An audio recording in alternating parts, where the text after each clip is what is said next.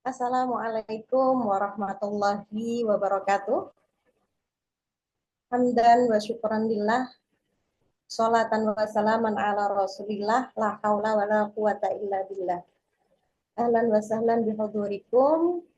Perkenalkan, nama saya Siti Imaniatul Muflihatin, saya dosen bahasa Arab.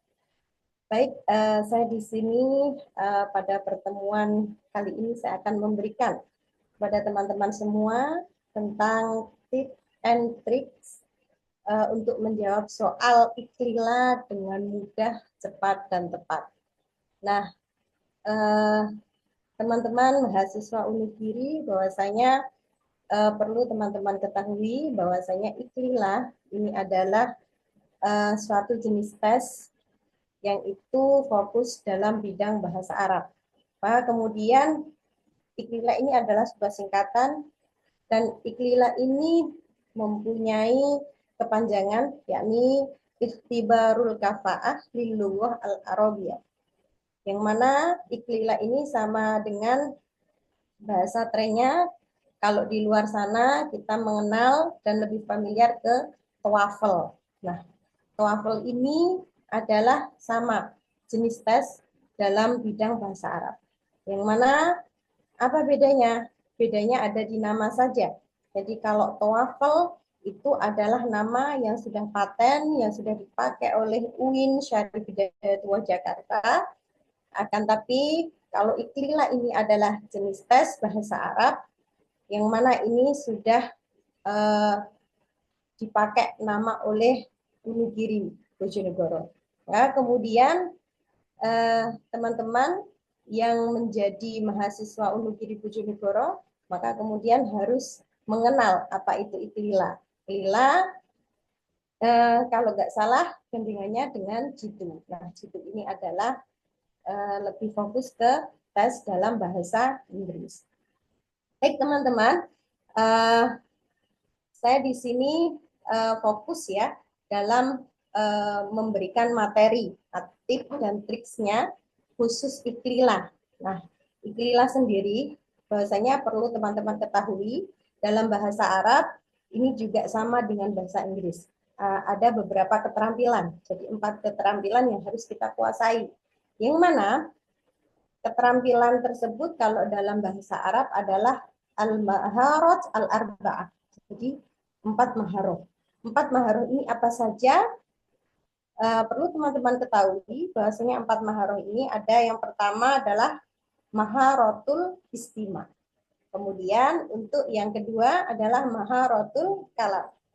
Untuk yang ketiga adalah maharotul qiraah dan yang terakhir adalah maharotul kitabah. Perlu teman-teman ketahui bahwasanya dalam soal ikhtilat itu ada mencakup 3 penguasaan bahasa atau 4 keterampilan bahasa yang sudah saya jelaskan. Dan kemudian dalam soal ikhtilat ini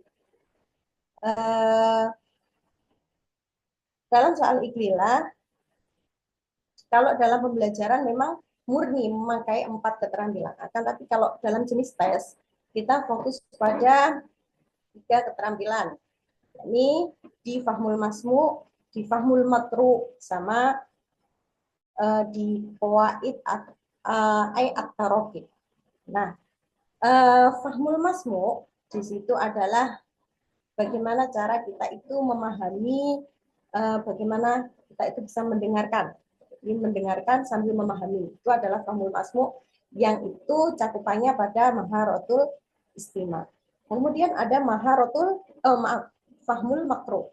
Nah, fahmul makro ini cakupannya adalah bagaimana kita bisa memahami teks bacaan Arab itu seperti apa. Kita harus bisa membaca, kita juga harus bisa mengartikan. Nah, ini kaitannya pada cakupan maharotul qiraah. Itu ada di fahmul makro kalau di dalam tes ikhtilat. Nah, kemudian yang terakhir itu ada al-qawaid ay at-tarokib. Al-qawaid ay at-tarokib ini lebih bagaimana ketika kita menulis atau memberikan harokat dalam bahasa Arab ini benar atau salah. Harus diakhiri dengan harokat fathah, harokat kasrah ataukah harokat doma. Nah, ini tercakup pada qawaid at-taraqib. Dan ini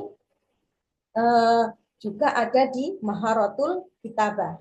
Jadi Maharatul Kitabah kalau levelnya sudah tinggi itu ada di qawaid at-taraqib. Nah, kemudian kenapa Maharatul Kalam itu tidak dipergunakan dalam tes iklila? Perlu teman-teman ketahui bahwasanya Maharatul Kalam ini memang tidak dicantumkan di dalam jenis tes iklila karena tes iklila itu murni adalah tes tulis, tes membaca dan tes mendengarkan, itu saja. Ya, jadi saya di sini akan memberikan satu maharoh saja, yakni fokus di fahmul makru'nya.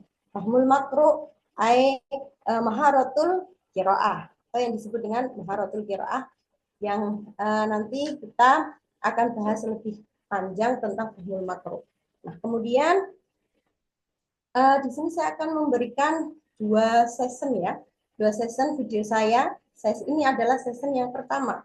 Untuk session pertama ini saya lebih bagaimana cara kita mempersiapkan diri kita untuk mengikuti tes. Iklila itu harus persiapan apa?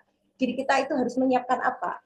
Nah, ini ada beberapa tipsnya. Saya bagikan. Oke.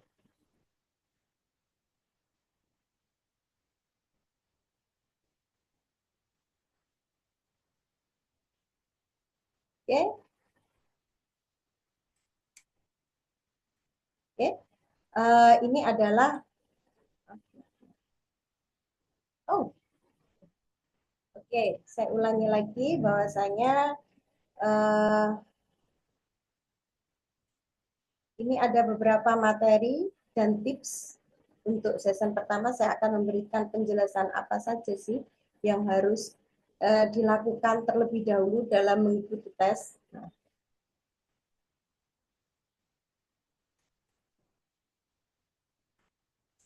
Nah, di sini yang pertama adalah kita harus niat.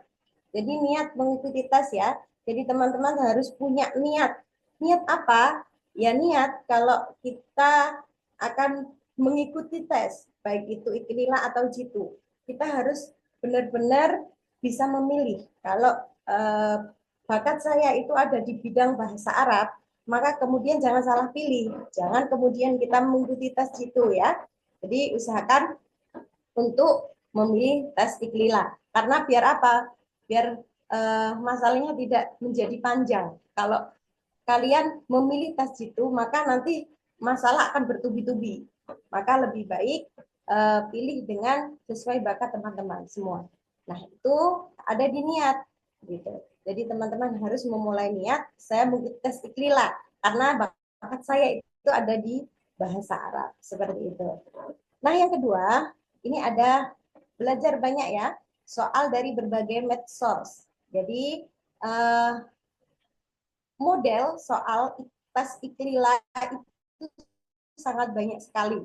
Ya, kalau teman-teman ketika mencari via medsos, itu contoh soal iklila, itu tidak akan ketemu, karena memang iklila itu fokusnya adalah nama di kampus Unigiri saja. Tapi kalau secara umum, kita mencarinya contoh bagaimana model soal tes TOEFL. Nah, seperti itu nanti akan banyak dan keluar. Seperti itu. Nah, jadi teman-teman harus banyak belajar ya dari berbagai medsos. Baik itu dari Facebook ataupun dari YouTube ataupun dari Telegram dan lain sebagainya. Kan tapi beberapa kali ini ada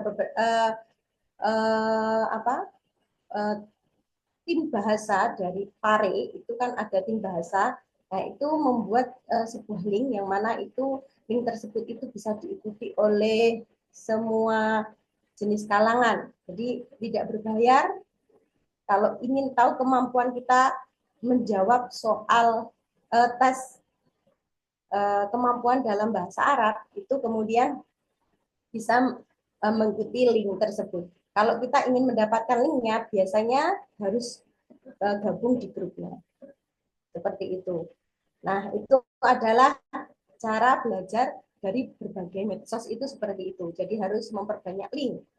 Kemudian yang ketiga adalah memperbanyak kosakata Arab. Ini yang sangat penting karena ini menjadi kunci ya teman-teman. Bahwasanya kalau teman-teman itu fokusnya atau bakatnya dalam bidang bahasa Arab, maka saya yakin teman-teman itu sedikit banyak ini pasti akan punya perbendaharaan kosakata khususnya dalam bidang bahasa Arab. Itu menjadi kunci kita mengerjakan soal istilah. Kemudian yang keempat ini adalah berdoa. Berdoa ini penting ya teman-teman, karena selain kita ikhtiar mengikuti tes, kita harus berdoa. Karena berdoa ini biasanya menjadi maunah, menjadi syafaat ketika kita mau menjawab soal, tapi kemudian kita bimbang. Nah, kemudian ketika kita sudah memilih, nggak tahu itu jawaban benar atau salah. Tapi kalau sudah diawali dengan doa, biasanya banyak betulnya. Seperti itu. Jadi kita harus yakin ya, yakin bahwasanya doa itu mampu merubah segalanya. Seperti itu. Oke, lanjut ya, next. Nah, ketika melihat soal, apa yang harus dilakukan? Seperti itu. Jadi kalau soal itu sudah di depan mata, kalau itu adalah jenisnya online, maka soal itu sudah ada di layar laptop Anda masing-masing, maka kemudian apa yang harus kita lakukan? Seperti itu. Kalau misalkan soal itu diberikan offline, ya offline, maka soal itu sudah ada di depan Anda. Nah, bagaimana kita menghadapi soal yang sudah ada di depan mata? Yang pertama, itu ada kita harus mempunyai kesiapan 100%. Kesiapan 100% bahwasanya kita bisa mengerjakan dan kita sudah siap. Sudah siap dalam arti sudah ada, tidak ada gangguan apapun. Jadi kita tenang, seperti itu. Itu adalah siap 100%. Jadi tidak ada kerempongan, tidak sambil kerja, dalam mengerjakan tidak disambi kerja dan lain sebagainya. Karena kalau sampai itu disambi kerja, maka sambil kerja, maka kemudian saya yakin ketika menjawab soal itu tidak akan maksimal dan hasilnya itu tidak akan sesuai dengan keinginan. Gitu.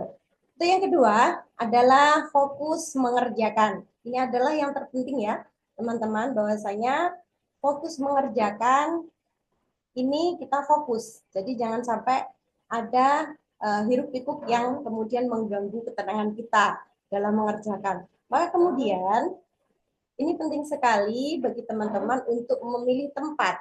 Tempat yang kemudian itu teman-teman bisa me time untuk mengerjakan soal itu.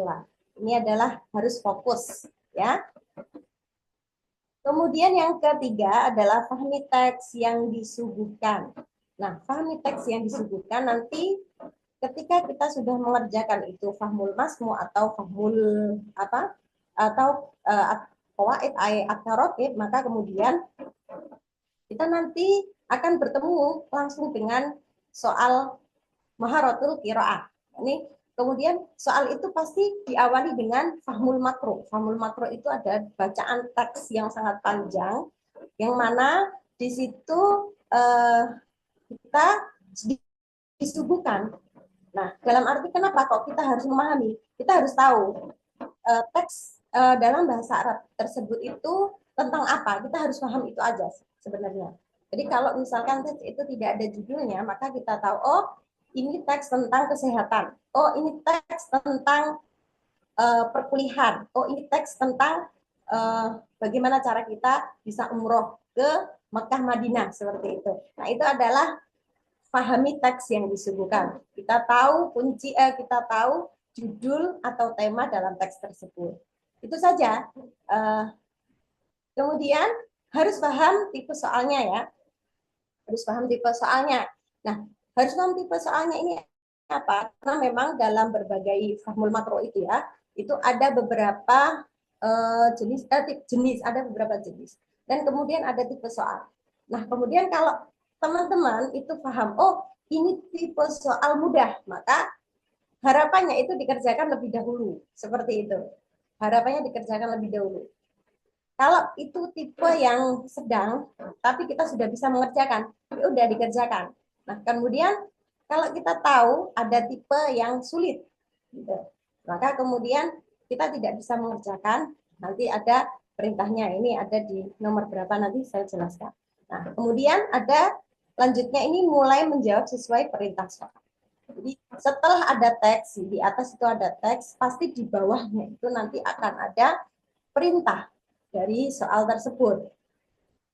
Biasanya kalau qiraah itu satu teks itu bisa mencakup beberapa soal. Maka kemudian harus benar-benar memahami teks tersebut, begitu. Nah, harus menjawab sesuai perintah soal. Jadi perintahnya apa? Gitu. Kalau disuruh untuk mencari pokok gagasannya, maka kemudian silakan langsung cari saja seperti itu. Jadi kemudian yang keenam ini, tidak berlama-lama membaca teks yang panjang. Nah, ini yang terpenting. Nah, ini biasanya teman-teman ini terkecoh pada poin yang ini. Karena ketika ada soal yang panjang, itu teman-teman cenderung teman-teman itu akan cenderung berlama-lama membaca teks, kemudian mengartikan, menerjemahkan, dan lain sebagainya. Padahal sebenarnya itu adalah pengecoh. Pengecoh bahwa biar kita itu lama, habis di waktu nanti. Nah, itu abaikan. Fokus apa? Ada soal dan perintah. Maka kalau sudah ada fahmul makro di atasnya, kemudian di bawahnya ada perintah soal, kita kerjakan langsung soalnya, baru melihat teksnya. Kalau sudah selesai, kita jawab berikutnya. Soalnya menjawab soal berikutnya setelah menjawab sebelum menjawab lihat teksnya. Seperti itu. Jadi kayak istilahnya mencocokkan. Betul nggak jawaban saya dengan yang ada di fahmul makro tersebut atau teks bacaan. Itu fokus pada soal dan perintah. Kemudian yang kedelapan ini adalah cari soal yang paling mudah ya. Yang sulit pending dulu. Tuh. Jadi yang soal mudah kita kerjakan lebih dahulu karena ini berpotensi bahwasanya nilai kita itu benar dan kita mendapatkan nilai 100 seperti itu. Jadi yang sulit nanti pending dulu karena nanti kalau sistemnya online biasanya nanti akan kedetek ya, kedetek soal-soal mana yang belum terjawab. Nanti di akhir itu ada oh ya nomor 7 ini belum terjawab, nomor 10 belum terjawab. Nah, itu silahkan. Nah, kemudian ke-9 ini, ketika melihat soal yang sulit, jangan panik ya teman-teman, tetap tenang dan tetap dikerjakan. Begitu. Jadi, kalau biasanya kalau melihat soal panik, nomor 7 saya tidak bisa mengerjakan. Ini nomor 10 juga tidak bisa mengerjakan. Gimana ini? Jangan panik. Tetap tenang dan tetap dikerjakan. Nah, kemudian nomor 9 ada teliti ya, banyak jawaban yang mengecoh. Begitu. Jadi usahakan teman-teman kalau sudah selesai di awal dan masih ada waktu, lebihan waktu untuk menjawab soal, maka kemudian diteliti kembali. Itu harapannya. Diteliti kembali. Kira-kira oh tadi kalau bisa ditandai ya. Jadi ditandai dengan kita menulis angka-angka yang tadi sekiranya oh ada yang agak bimbang. Oh tadi nomor 15 tadi sudah ditandai atau ditulis di bukunya masing-masing pakai catatan. Karena nanti kalau masih ada waktu nanti itu bisa diulang atau kembali ke nomor tersebut dan kita kembali membaca dan menjawab soalnya. Itu. Baik, yang terakhir adalah ingat waktu ya teman-teman. Bahwasanya dalam pengerjaan soal iklila ini waktunya itu tidak banyak. Biasanya dalam soal iklila ini ada 100 soal. 100 soal biasanya fahmul makro ini ada 20, kemudian fahmul masmu ada 20, maaf. Terus kemudian fahmul makronya ada 40, kemudian al-qawaid at-tarokib biasanya juga ada 40. Nah, ini ada durasi waktunya. Maka durasi waktunya ini sudah di timer oleh tim yang membuat tes tersebut. Jadi tidak bisa kita nego lagi waktunya. Ketika kita ingin berlama-lama tidak bisa karena sudah di timer Maka kemudian waktu ini sangat berharga ya, bagaikan emas, maka harapannya teman-teman bisa mengerjakan dengan tepat waktu. Begitu. Itu saja dari saya. Ini adalah sesi 1, kemudian simak kembali video saya di sesi kedua, juga tentang bagaimana nanti akan saya akan bahas tentang menjawab atau contoh-contoh soal fahmul makro dalam tasdid lillah itu seperti apa. Nah, simak video saya dari awal sampai akhir ya teman-teman. Tetap belajar, semangat selalu dan sukses. Oke. Wassalamualaikum warahmatullahi wabarakatuh.